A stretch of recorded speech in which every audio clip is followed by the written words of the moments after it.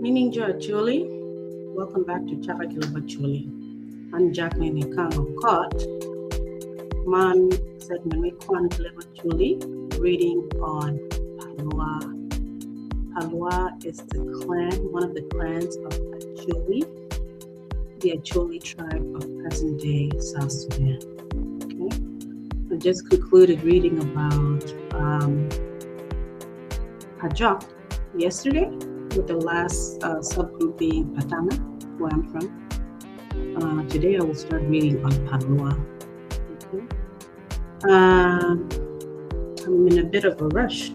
So, upon introduction, me Palwar, Kachatie, Chaka Kwan get the first subgroup for the Dogola me Palwar, being Palwar.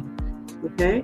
And then with Palwar Tege, Dogod Matino Tino, Abor, 8 sub-clans, okay, being Palwar is one of the sub-clans, and then Amija, Koyo, Pabe, Pabi, Koyo Pebe, well, Pabe, Amioko, please excuse me, Lamorati, Agata, Omere, Lobone, Isore. So please excuse me if I'm not reading this correctly, okay? I'll pull on my tech. I'm going to jump right into the reading. I'm not going to waste too much time because I just did a live session before this one to discuss Eastern Equatoria, Pajok, Payam, Give, and Green County. So I'm going to jump right into one about Palwar, okay? Please make sure to like, comment, share this video with your friends across all of your platforms, your family, your community. Please follow us on Facebook or Facebook with Chaka Leb Acholi. My personal Facebook, I've post here video in Guinea. It is Chaka South Sudan. And then also our official YouTube page is Chaka Leb Acholi. Too many pages. Chaka Leb Acholi. Please send us a DM if you would like to be a guest. If you're from Palwar and you would like to correct what I'm reading, please send me a DM or leave a comment under this video. Okay, so excuse me, ka bojunying gang mo, nyonying dano mo. It's the first time I'm seeing this information while I'm reading text on Palwar. So excuse me while I try my best to read everything effectively. Please, again, kain mi Palwar if you'd like to be a guest in my private message, or if you want to clarify anything, leave your message under this video. Okay, okay, so I'm not going to waste too much time. I'm going to go into the introduction. Again, information based on research by Saturnino Nyala, who wrote Research Any from the time of Anyanya 2, I believe, up until 2009. Okay, but till research it will be published book in 2014. So excuse him ka information mope or limited because bonong dano ikarma munya poro dano ring there's some new information about this subgroup mono 1 year ago before. Group mo your clan mo to be metal dogola you get remove dogola mo you get consolidate kongi. Okay, so some information may have changed since 2009. So excuse me and excuse the writer, the author Michacheri. Okay, my tech. So my information is based on research before 2009, by 2009, or at least up until 2009 again. Okay. If anything changed since then, ubot comment to under this video or send me a DM. And if there's another text somewhere, Mita Kwan to clarify Gamoho, please also send me that information. You can DM me or send me a private message or leave a comment under this video. This information is under Do Mi Apa We Abichel, which is chapter 16 on what? Palwar. Okay, but look me gang mi Palwar. Okay, I'm in the first subheading or subsection. Yala After that, Chagi sub clan mi Palwar mi achel ma benalo lungani Palwar. Okay, apua. So Chagi ngani a brief paragraph on gang mi Palwar. Kimagi divide get it. Komgi yala kadwa donyo kakwana mi Palwar, which is about 2 pages. Okay, kakwana mi Palwar gi tingi god mi Palwar. Agi kan kadigi ngakwana subclan mi area, which is Amicha, Amicha. Drop your comments if I'm pronouncing it wrong. Apo amatek. Okay, so la juju choni ngoy look mi Palwar, gang mi Palwar, jakong ni nga. Ti gangi angwen ma orumu gang mi Palwar, mana ye obogi malo, you know it. Pajoki yotum porocheng west, lokum giping south, ka katire gi yotum nyango east. Tekwaro pacholi wajini wang lobo mi Palwar gi obo tie ikulu lianga. Wang lobo mi pajog gi Palwar kono tie ikulu lerwa. Kabedo ma giluongo cheng gidwe tie Palwar, what is here? Palwar. Cheng gidwe tie Palwar. Anto kabedo ma giluongo biricheli tie ipajok. Wang lobo mi Palwar gi lokum tie kan. If you're paying attention. Ka wang lobo mi Palwar gi katire kono tie kan. Palwar tien loke ango wungeo. Okay. Ka chochoringo. Ni Palwar, sorry. Ni Palwar, excuse me for a second. Okay, I'll pull my deck. Okay. Ni Palwar tien loke ni lotino nyo likwayo paruot o loa. Nyo iyo machik Palwar tien loke ni lua paruot a loa. Jo Palwar tie gidok ot matino aboro kidman. Okay? Palwar, Amicha, Koyo, Koyo Pa B. Am I pronouncing this wrong? Please let me know. Lomarati, Agata, Omere, Lobone, Gi Isoro. Well, Isore. Excuse me, please. So ana child look me Palwar Subclan. Okay? La chojo choni Dana mi dok od mi Palwar obino gi kabedo mapara pa chalo megi lango teratenya o logiri. Okay, logire. Agoro Mario P, Padibe, Gilo Kung Uganda. Okay? Ka dana mokene kono obino gi katire imila gi obo. Ibuk pa krasalera ena wajoni ruot obire mi lango teretenye onywala lotino cho adek. Okay? Abanya logo gi olwa rama. Lotino parruot obir la chien opore idul adek.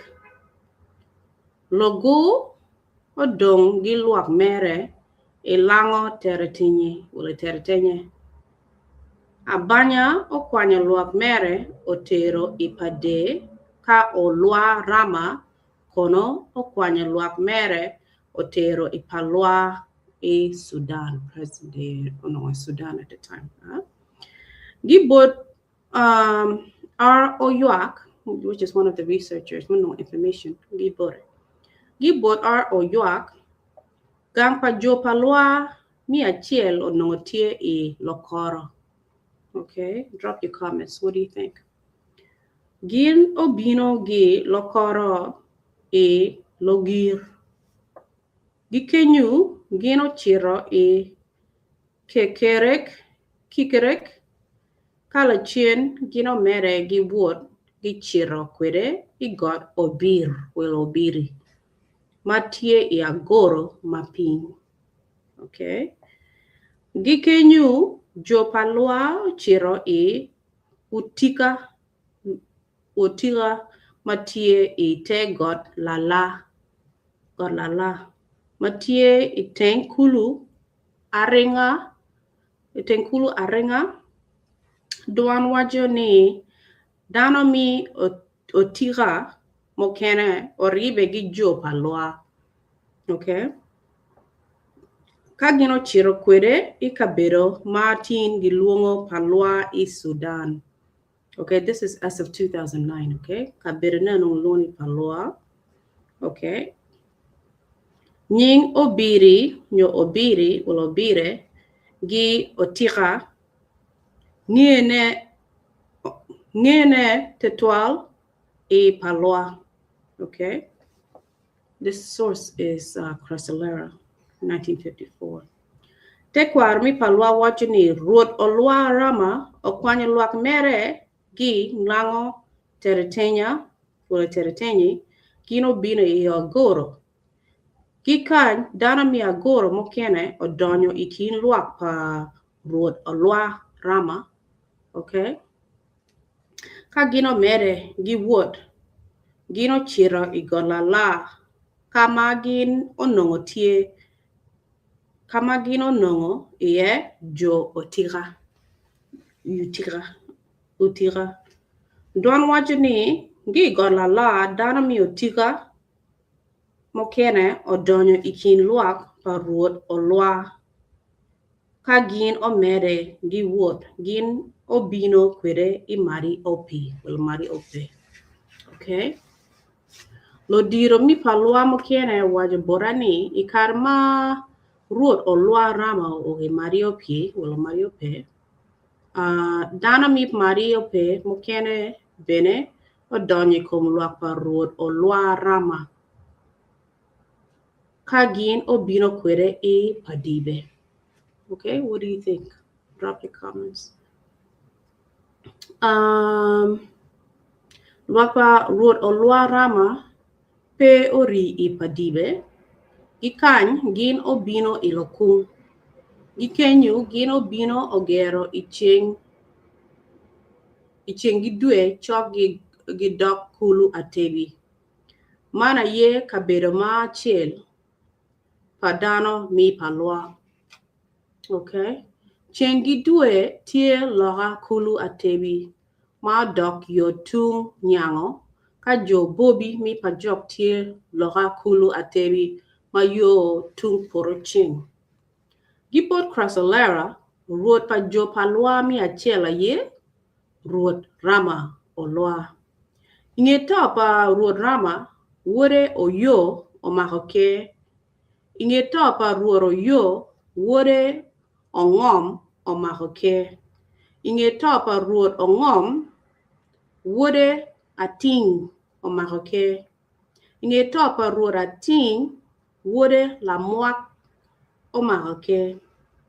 Ing'eto pa ruoth lamwak wuode okech otome omako ke. Mano bedo i kin mwaka 14 Okay, ing'eto pa ruoth okech otome wuode Paulo oto omako ke. Okay, information in Wengo no gibot JP Crasalera in 1954 a book better miluo. Okay, yala ningo i mwaka madano mi palwa tie i chengi dwe achien gino pore dok od Martino ang'wen kidman dano ma obino gi lango teretenyi olungo kum gini jo abong. Okay, lango tertenyi olungukum gini jo abong gi pa woko nyo pa lodak dano ma obino gi agoro olungukum gini jo agonga dano ma obino gi Mario P wala Mario P olungukum gini jo pa owo nyo pa wodak ka dano ma obino gi lokung olungukum gini jo pa otira nyo potiga. Okay, what do you think? Drop your comments. Kain mi Palwar, can you clarify? Is this information correct? Kin magi po kom gi Chaka lungukum gi. What do you think? Share that information. Di lock mo kani magi ngayo ko, including myself, ang ngayo ko anything about Palwar. Apo ang attack.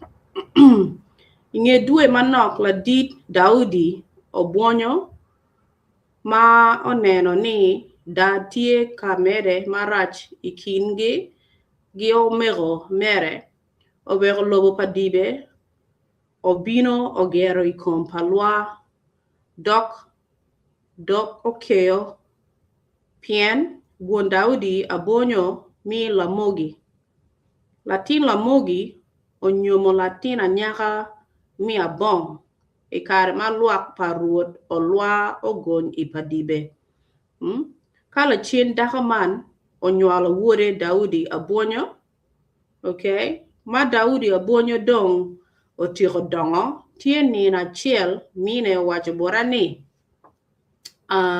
latin no mine wacho boreni latin an anyaka abong omero mera oweka ipadibe pien woru onongo dong onyoma okay nero meri tie idok ot mi abong I Palwar Sudan okay amiro ni inge kama paneo meri tie ye pien lok ma digi bino ya nyim wan pe wangeo okay kaningo Daudi ma nena lok tie marach ikingi ki omero wio po ikom lok pamine okay mana ye gin ma owero eno wogi padibe okay kadongo pien eno tamo ni nyo tamo mi yenyo kama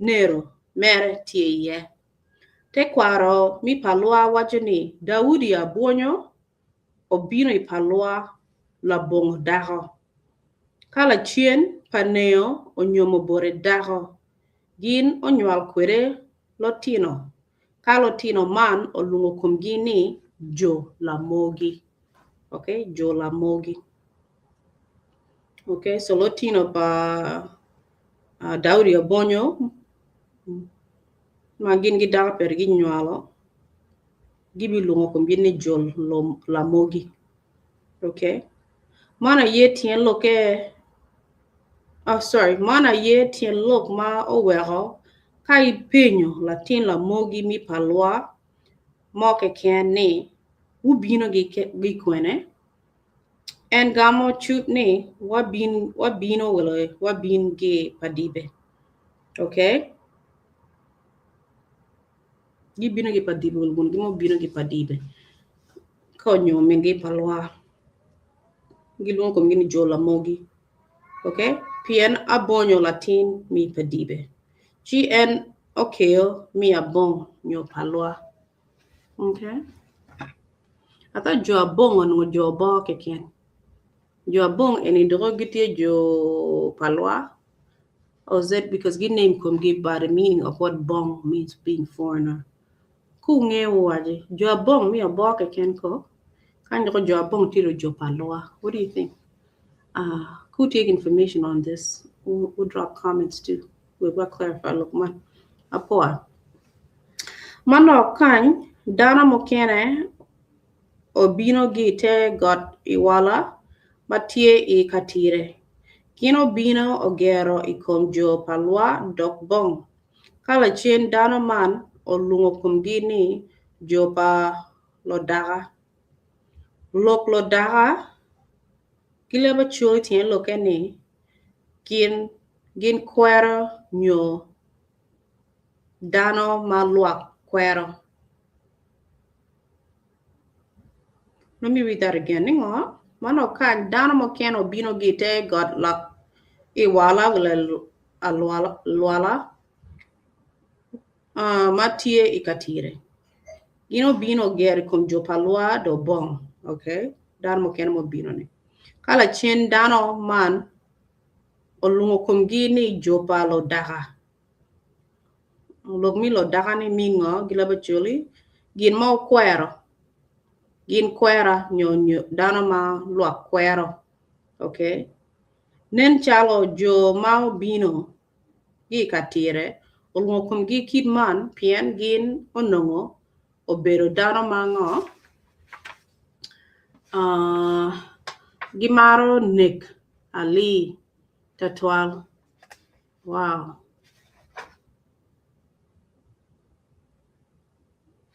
Gimaro nek ali solo kwero gini hagi bedi kum dano. Dori omero megi ma dongi katire onogin pe maro teach aranyi pa jopalo daka. Inge due manok ma lugu bino pa jopalo daka. Dano mokene bene obino gi koyo pa lobi birbok. Koyo pa lo piri bok I obo, okay? Gino bino ogeri kompalwa do bong. Kala chien dana man olungo kum gini jo lokole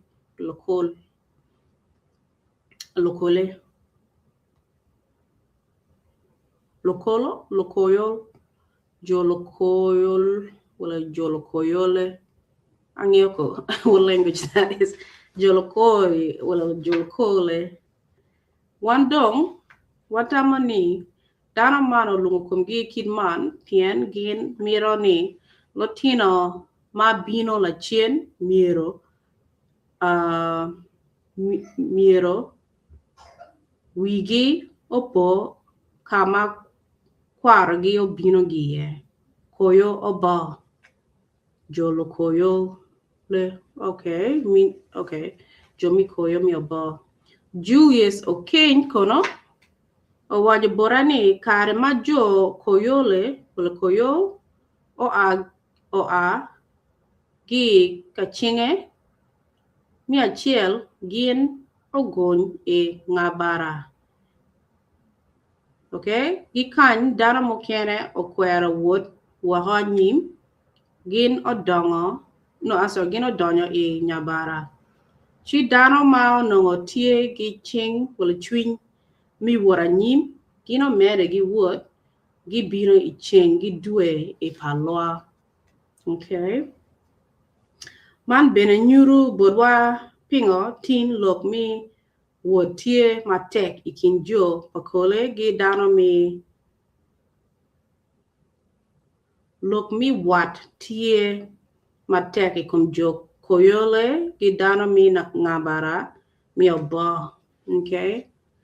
Yala te kwar mi Acholi wacho ni luak pa ruot olwa obino nongo jo koyo pa tany dong tie ichingi dwe. Kidma wabero ka neno ne ang'ech I book man dano mi koyo pa tany opoka gi kom omero megi matie I obo. Gino bino ogero ichingi dwe. Duan bene wacho ni kare ma ruot olwa odonyo ichingi dwe en obero kaloyo luak mere. Ka ruora tany bene omero kaloyo luak mere. Lachien jo abong odogo wegi ngom ma bene kelo wan I piny ni ka ruoro lwa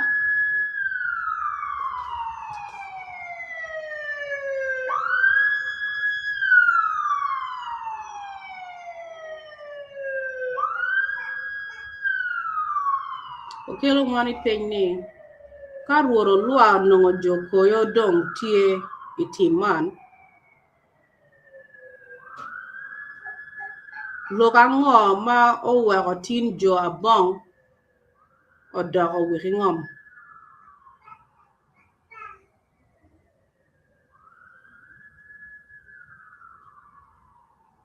Okay? Wikingom pe obero joko yo.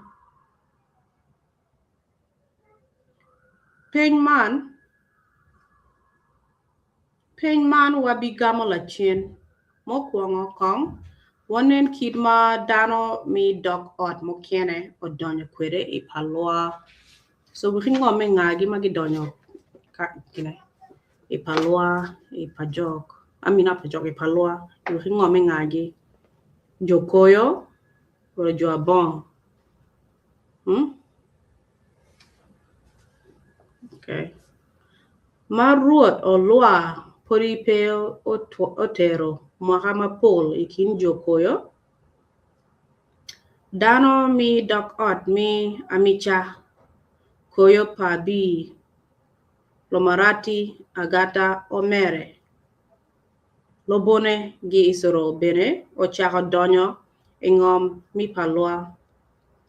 Gin onongo jo abong poritie ichengi due.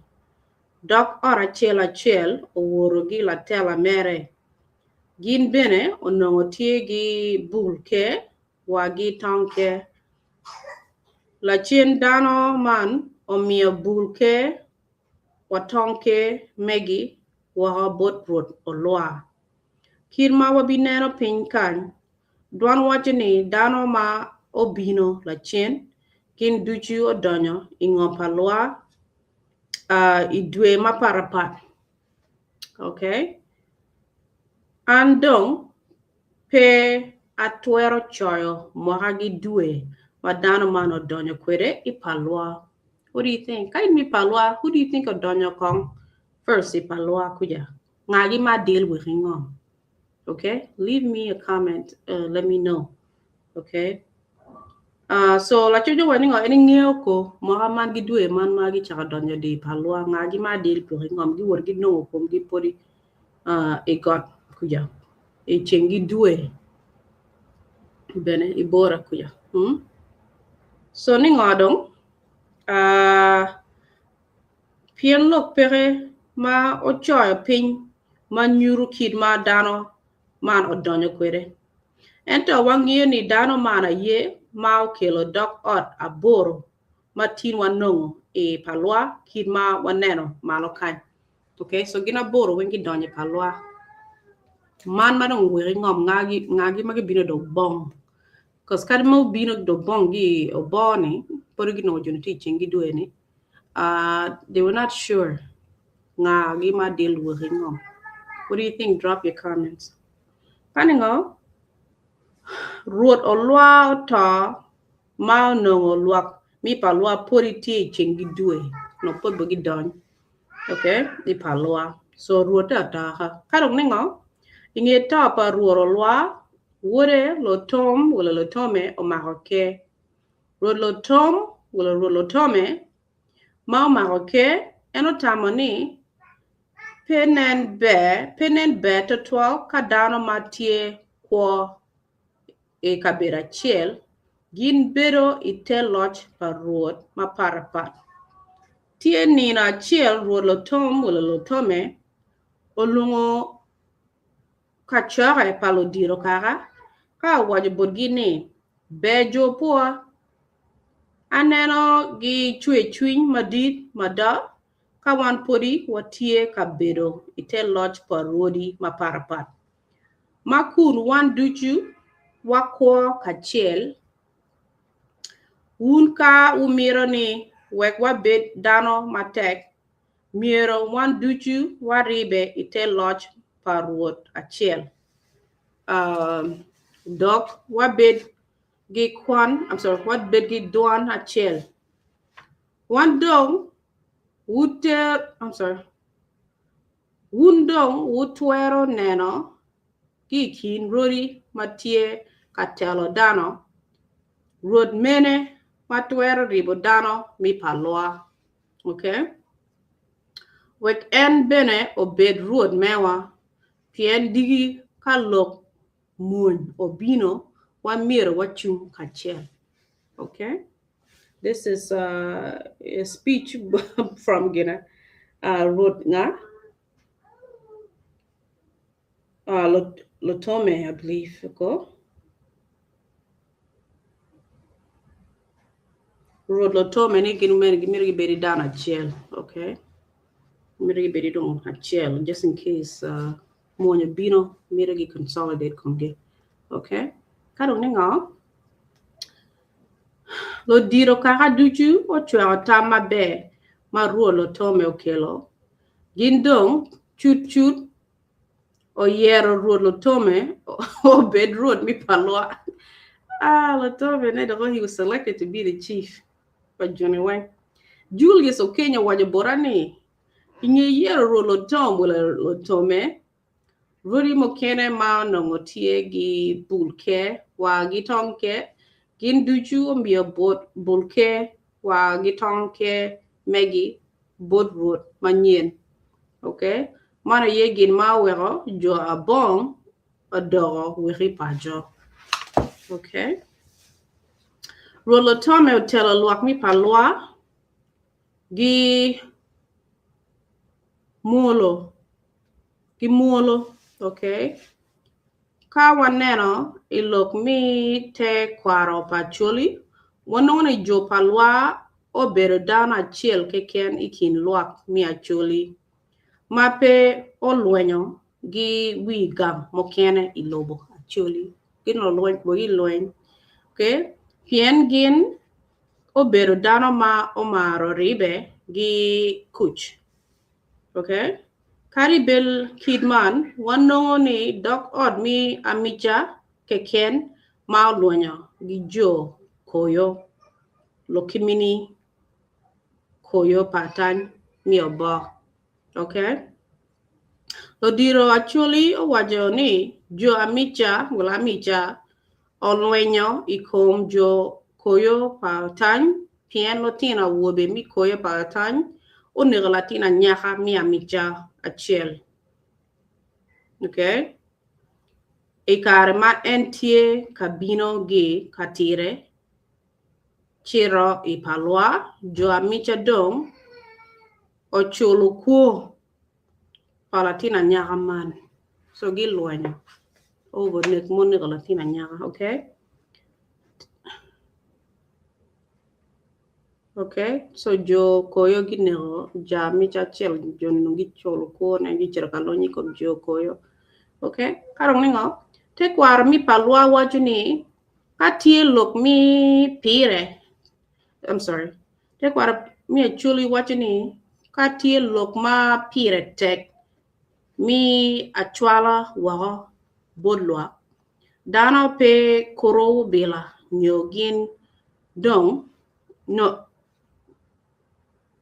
No, sorry. Dano pe koro bila nyogin dongo bul. Kidma wabero kanero ne agnich bod dano mokene.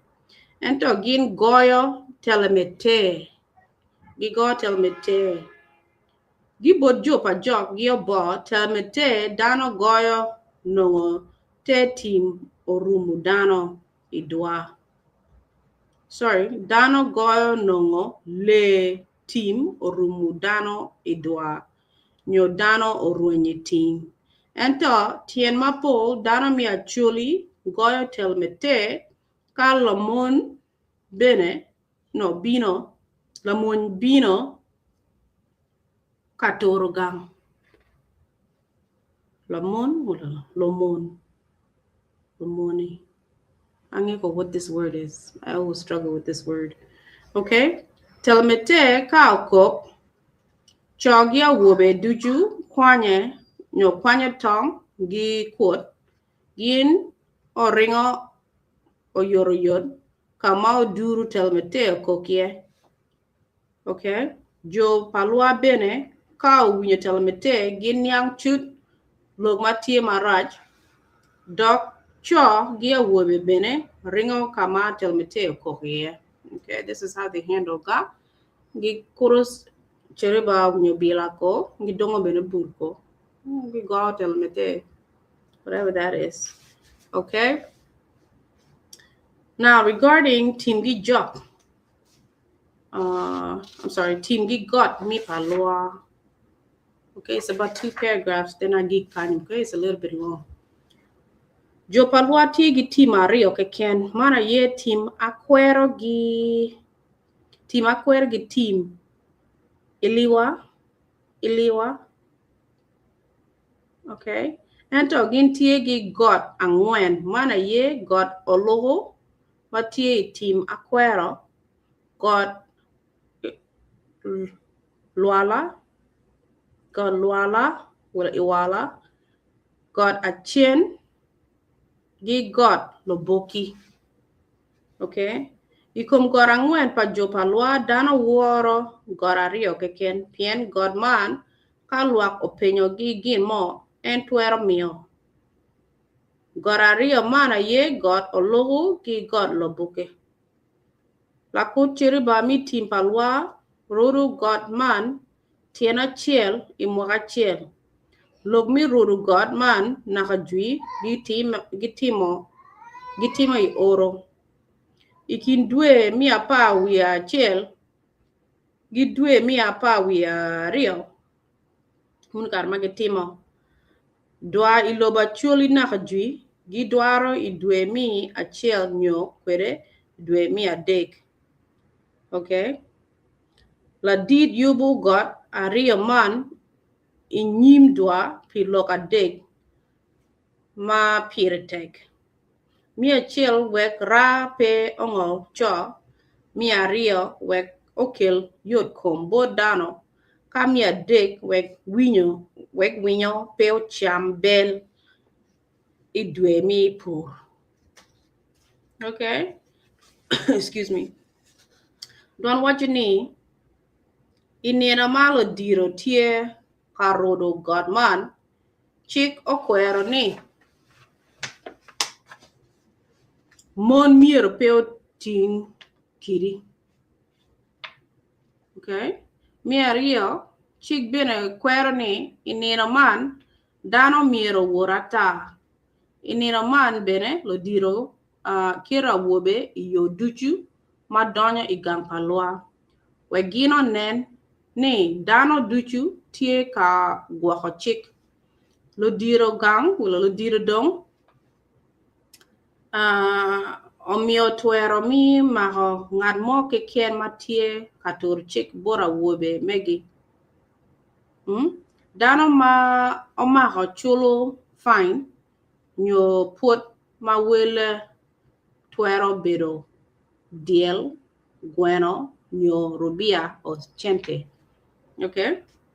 Kala baldong pere gi jami megi ma wachoyone Lotina wobe, nyolotina wobe, wanyo wa tiene, nyotong mere wa. Kakon, kono, dano man mao mahone, obero ngad ma pajo, dok en peregi diel gweno nyorubia, en tuero chulo put mere gi atugu achiel mi bel. Hilok man inino mi rodo God dana duju guru tiengi nyo kalo diro ma chiro ka rodo God oduogo pajo chikwaro pacholi wajani jami ma gijogo inino mi rodo God luaka ye mogo nino ma miero dano ogore kwere kachamu jami man. Chikwaro kwero ni jami ma ojo chalo diel gweno nyorubia miero pe omi bodano mano. Lo diro kaka duchu miero ocham kachiel. Jo palwa bene tie gi jok achiel magilungo jok ologo. Okay? Wan pe wang'eyo Dano ma koro chiriba mi timpalwa. Mi aria wan benepe wangio ying dano ma o yubu wang jok o loko. Okay, moving on Palwar. It was a lot of information. This is a the first subclan, mi Palwar. It's also called Palwar. Okay, Diga Kwano on the second subgroup or subclan, mi Palwar, which is Amicha. Well, Amicha. I may be saying it wrong. Please drop your comments. Let me know what you think. Okay. So we are now reading on Palwar. Palwar is one of the clans of the Acholi tribe of present-day South Sudan. Okay? And Apo Amatek, please stay tuned. Okay? Please make sure to like, comment, share. Follow us on Facebook as Facebook to Chaka Leb Acholi.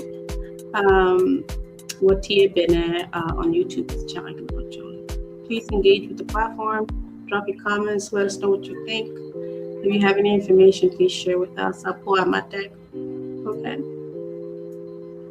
I will be reading again tomorrow on Palwar, focusing on the Amicha subgroup or subclan. Okay? Hanapo Amatek, you guys have a good night.